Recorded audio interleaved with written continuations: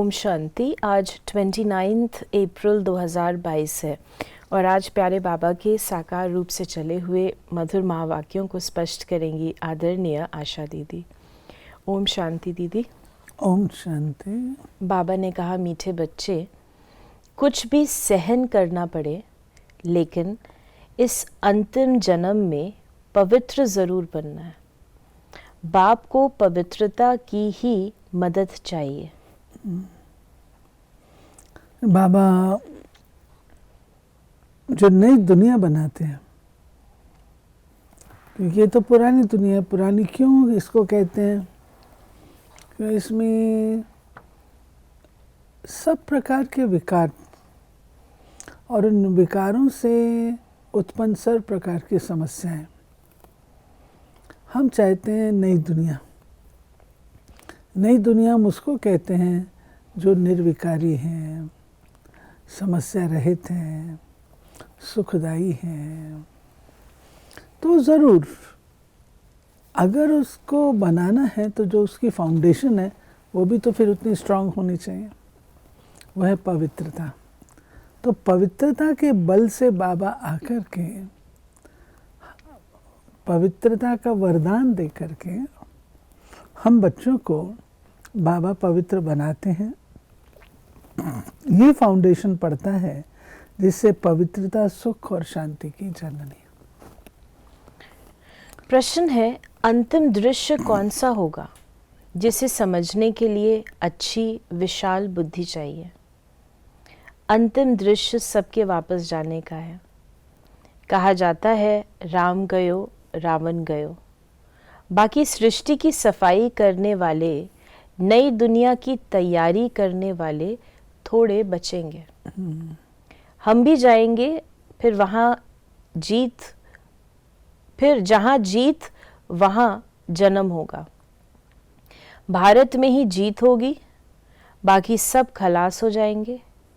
राजाएं आदि जो धनवान होंगे वो बचेंगे, जिनके पास हमारा जन्म होगा। फिर हम सृष्टि के मालिक बनेंगे। ये समझने के लिए विशाल बुद्धि चाहिए। बाबा समझ दे रहे हैं कि कैसे अभी तुम किस पोजीशन पर हो, फिर तुम क्या बनते हो। ये बाबा ने हम लोगों को बताया। विशाल बुद्धि रखो अपनी। गीत है, नैनहीन को राह दिखाओ। बच्चों ने गीत सुना, कहते हैं, हे प्रभु, हम अंधे हैं। दर दर पग पग ठोकरें खाते रहते हैं। अपने को आप ही कहते हैं कि हम अंधे की औलाद अंधे हैं। हे प्रभु, आओ। गुरुओं के दर, मंदिरों के दर पर, नदियों के दर पर धक्के खाते रहते हैं। अर्थ तो नहीं जानते कि हमारा वो बाप है। प्रभु को भी अनेक नाम दे दिए हैं। कहते हैं, निराकार नाम रूप से न्यारा है। अब नाम रूप से न्यारी तो कोई चीज होती नहीं। तुम कहते हो परमपिता परमात्मा, कब नाम रूप से न्यारा हो सकता है क्या? मनुष्य ये तो आप ही गाते रहते हैं कि हम अंधे हैं। बाप आकर जब रास्ता बताते हैं तो सज्जे हो जाते हैं। फिर बाबा ने हम बच्चों को कहा, ये जो बाबा कहते हैं नैनहीन, तो नैनहीन हमारे ज्ञान के नैनहीन, ज्ञान से नैनहीन है। प्रकाश नहीं है, समझ नहीं है, क्लियर नहीं है। उसको बाबा कहते हैं कि नैनहीन को राह दिखाओ। बच्चे पुकारते हैं, हे भगवान, हमारे ज्ञान के नैन बंद हैं, आकर के उनको खोलो। और कोई भी साधु संत सन्यासी मुक्ति, जीवन मुक्ति का रास्ता नहीं बता सकते तो उनको गुरु कैसे कह सकते हैं? ड्रामा में उनका पार्ट है। भारत को पवित्रता पर थमाना है। बल पवित्र तो रहते हैं परंतु ज्ञान योग से नहीं पवित्र बनते। दवाइयाँ खाकर इंद्रियों को मुर्दा बना देते हैं। इसमें कोई ताकत नहीं। ताकत तो तब मिले जब गृहस्थ व्यवहार में रहते व स्त्री पुरुष दोनों स्वयंवर रच शादी कर फिर पवित्र रहें। उसको कहा जाता है बाल ब्रह्मचारी युगल। यहाँ भी बाप कहा से जाता है बाल ब्रह्मचारी युगल। हाँ, ये बाबा ने बतलाया कि मैं तो पवित्रता के आधार से स्थापना करता हूँ और ये ज्ञान सबके लिए है। ऐसे नहीं कि कुछ आत्माओं के लिए जो संन्यास कर लेते हैं, नहीं, ये ज्ञान हम सबके लिए है और बाबा कहते हैं परिवार में रहते हुए इस ज्ञान को धारण करना है। अच्छे अच्छे मनुष्य भी कह देते हैं इम्पॉसिबल है जो कोई पवित्र रह सके। अरे सतयुग में देवी देवताएं संपूर्ण निर्विकारी थे। तुम महिमा गाते हो, आप सर्वगुण संपन्न हो, हम नीच पापी हैं, तो उनको बनाने वाला कोई तो होगा ना। बाप ने संगम युग पर आकर के सतयुग की स्थापना की है। बाप ही आकर आसुरी दुनिया को दैवी दुनिया बनाते हैं। लोग तो पतित का अर्थ भी नहीं समझते।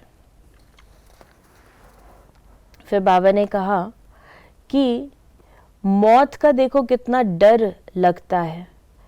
अब बाप कहते हैं मौत सामने खड़ा है, पहले खून की नदियां बहेंगी, फिर दूध की नदियां बहेंगी।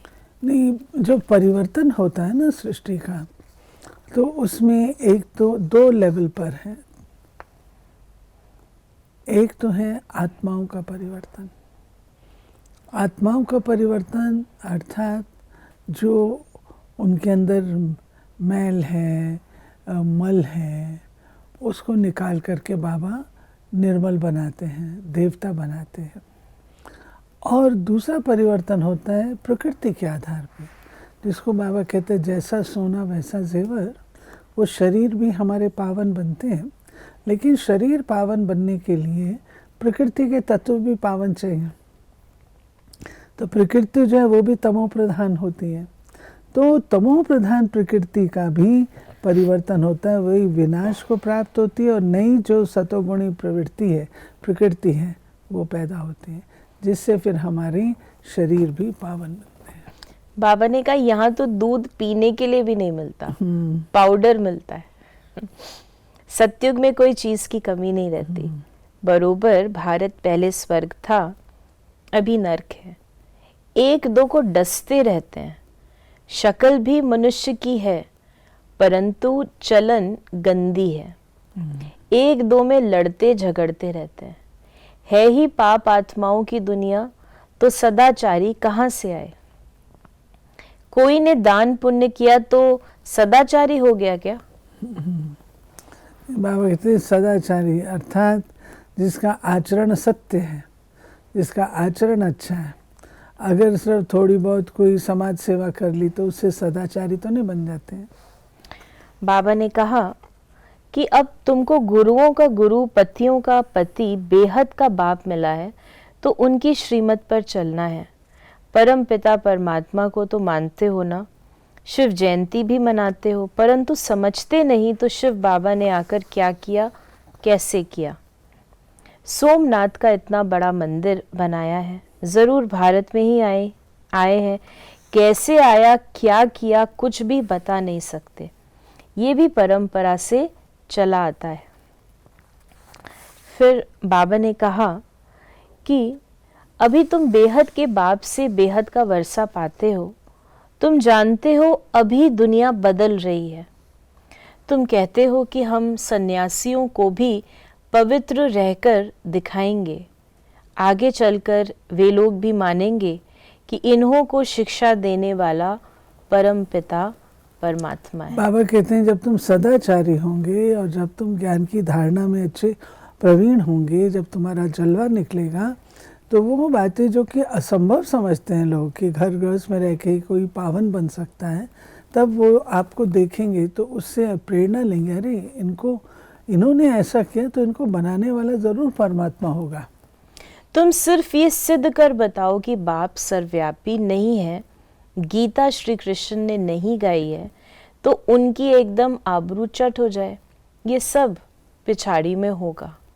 तुम बच्चे अभी समझते हो परम पिता परमात्मा हमारा बाप है। पहले सूक्ष्म वतन में ब्रह्मा विष्णु शंकर ये रचना रचते हैं। ब्रह्मा है प्रजापिता, ब्रह्मा ही ब्राह्मण पैदा करते हैं। ब्राह्मण वर्ण है सबसे ऊंचा। शिव बाबा के मुख वंशावली ब्राह्मण, वो हैं कुक वंशावली ब्राह्मण। फिर बाबा ने कहा, बाप की श्रीमत पर चलने से तुम पावन बनने वाले हो, देहधारियों को भूल जाना है। मेहनत है ना, अभी नाटक पूरा होता है, जो भी एक्टर्स हैं सब चले जाएंगे, बाकी थोड़े रहेंगे। फिर बाबा ने कहा कि दोनों तरफ के थोड़े थोड़े ही बचेंगे। राम और रावण, बाबा ने जो बताया, राम गयो रावण गयो, दोनों तरफ के थोड़े थोड़े ही बचेंगे, बाकी सब वापस चले जाएंगे। फिर मकान आदि बनाने वाले, सफाई करने वाले भी बचते हैं। समय चाहिए ना, हम भी चले जाएंगे, तुमको राजाई में जन्म मिलेगा, वो फिर सफाई करते हैं। बाबा ने कहा, जहाँ जीत है वहाँ जन्म, भारत में ही जीत होगी, बाकी वो सब खलास हो जाएंगे। फिर बाबा ने हम बच्चों को कहा कि तुम अभी डबल अहिंसक बनते हो। तुम जानते हो कि हम कोई भी हिंसा कर नहीं सकते, ये तो डबल हिंसा है। सतयुग में हिंसा होती नहीं, उनको ही स्वर्ग कहा जाता है। बाप कहते हैं, तुम समझते हो ये ज्ञान साहूकारों के लिए मुश्किल है। बाबा है गरीब नवाज, शिव बाबा तो दाता है। ये मकान आदि भी तुम्हारे लिए ही हैं।